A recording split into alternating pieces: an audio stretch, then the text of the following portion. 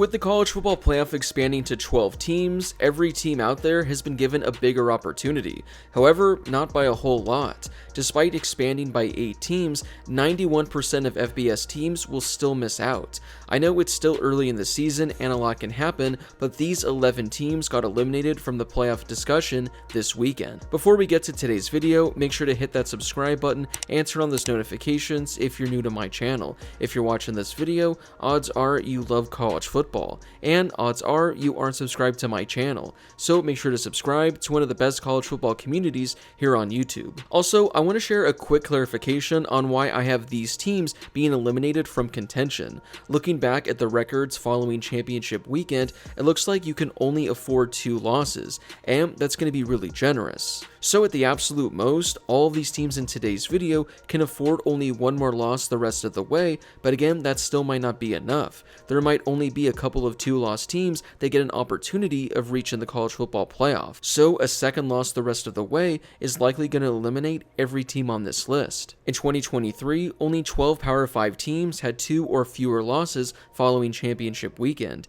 In 2022, that number was also 12 teams. In 2021, it was 11 teams. So as you can see, not that many teams finish with 2 or fewer losses after championship weekend. So that means almost all the teams on today's video are likely going to finish their season with at least 3 losses. If they don't, that means they either have to go undefeated the rest of the way, or they have to finish their season going 9-1 or 10-1 if they're winning their conference championship, which I don't see happening, hence why I have all these teams on this list. The first team I have being eliminated is Michigan. They fell at home this week to Texas, losing by almost 20 points. Now for Michigan, they're still hanging around as they're ranked number 17 in the AP poll. Now I don't know where they'd be ranked if they started the college football playoff rankings today, but if I were to guess, they'd still be high on Michigan and they'd still have them being a top 20 team. But like I said, Michigan at most can afford only 1 more loss the rest of the way, and looking at their schedule, I don't think they make it out with only 1 loss.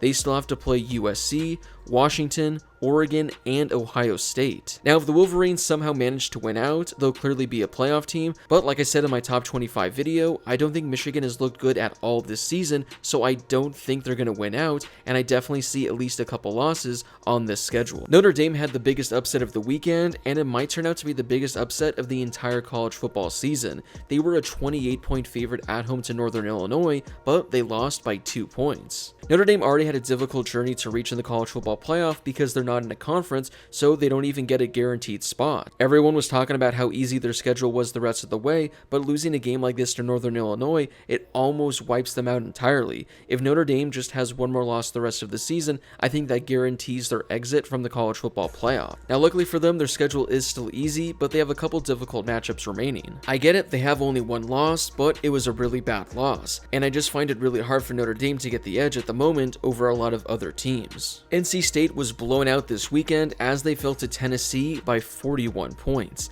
That loss is really going to hurt the Wolfpack because the playoff committee is going to be looking at that going, I don't know if I want to put a team like this inside my top 12. NC State's schedule doesn't do them any favors as well, as they got to go on the road to Clemson in a couple weeks. They play a ranked Northern Illinois team, and not to mention Syracuse looks like a solid team as well. Outside of Clemson in a couple of weeks, they're probably not going to have any opportunities to pick up top 25 victories, which isn't going to bode well for the committee at all. Iowa dropped a close one this weekend as they fell to Iowa State at home by only 1 point. The tough part for Iowa is that there are just likely going to be so many better teams in the Big Ten this season. I mean, as things currently stand right now, the Hawkeyes are maybe the 6th or the 7th best team in that conference. Not to mention, they have a pretty difficult schedule the rest of the way as well. They have a back-to-back stretch where they got to go on the road to Ohio State and play Washington. Not to mention, Michigan State and Nebraska have looked really solid this year. The only chance I think Iowa has of making it to the playoff would be winning out and winning the Big Ten, and I just don't see that happening. After a great start to their season, Georgia Tech was ranked number 23 entering last weekend,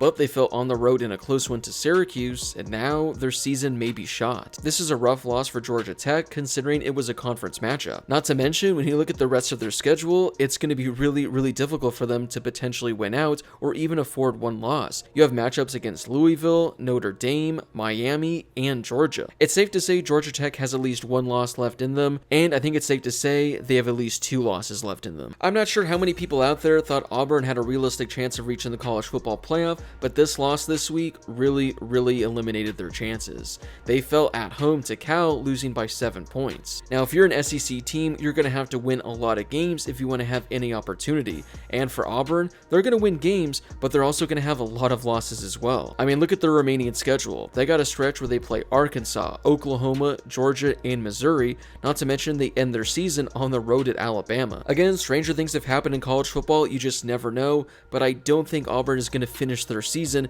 going 9-1 or 10-1. Maryland is another team where I don't think many people were expecting playoffs out of them, but they really hurt their chances losing to Michigan State by 3 points this weekend. As of right now, Maryland is the only team in the entire Big Ten that has a loss in conference play, which doesn't bode well for their chances. You look at their schedule, and it's actually pretty easy for the next month, but they close it out playing USC, Oregon, Iowa, and Penn State. The ACC looks really good this season, and that could have benefited Wake Forest, but a 1-point loss to Virginia this weekend really hurt their chances. They're 0-1 in conference play, and they're going to have to make up a lot of ground. It also doesn't help that they have to play number 5 Ole Miss this weekend. If they were to lose that game, they'd be 1-2, and I think their chances would be completely shot, especially considering when you look at the rest of their schedule. So for Wake Forest, I know you didn't really have playoff aspirations all that much, but being eliminated before week 3, yeah, that probably has to sting. I think Colorado was one of the highest bet teams to reach the college football playoff this year, and they just won Vegas a lot of money because of that. After struggling in week 1 against an FCS team, they looked terrible against Nebraska on the road this week as they lost by 20 points. For Colorado, things aren't going to get any easier when they begin conference play because they have quite the slate later this year. As of right now, they have matchups against 4 teams that are ranked inside the top 20, and if I were to guess, they're going to be ranked a lot higher when they eventually play them. If I were to guess, I think we have another 3 to 4 win season on Colorado's horizon. I thought Texas Tech had a small chance of potentially winning the Big 12 this year. Now, considering they haven't played a conference game yet, they could still actually make it to the Big 12 title game and win the conference, but losing to Washington State this weekend really hurt their chances. As of right now, they have 3 games against top 25 opponents, but if I were to guess, there might be another matchup in there as well. The final team that I have been eliminated from college football playoff contention is Mississippi State. They fell on the road to my Arizona State Sun Devils this weekend, losing by 7 points. Now, I must add, Arizona State dominated this game from start to finish, but they let Mississippi State kind of hang around at the end, and they gave them a couple courtesy touchdowns to make the loss look not as bad. Like I mentioned earlier, playing in the SEC is absolutely brutal, and if I were to guess, there are a number of teams that are going to finish the season better than Mississippi State will. It also doesn't help that when you're looking at their schedule, they have 5 matchups against teams that are currently ranked inside the top 10. So even if Mississippi State would have beaten Arizona State this weekend, I think just based on this schedule alone, you probably could have eliminated the Bulldogs already. Well, that wraps it up for today's video. Do you agree that these 11 teams don't have a shot at reaching the college football playoff, or do you think one of these teams still has a realistic chance at making it? Whatever your thoughts are, I'd love to hear your reasoning in the comment section down below. Before you leave, don't forget to hit that subscribe button and turn on those notifications if you're new to my channel. I'm posting college football videos every day during the season, so make sure to subscribe so you never miss a video. Also, don't forget to drop a like on this video as well. It helps out with that YouTube algorithm and helps share the video and my channel with more college football fans. Plus, it only takes a second to do. As always, thank you guys so much for watching, and I'll see you all in my next video.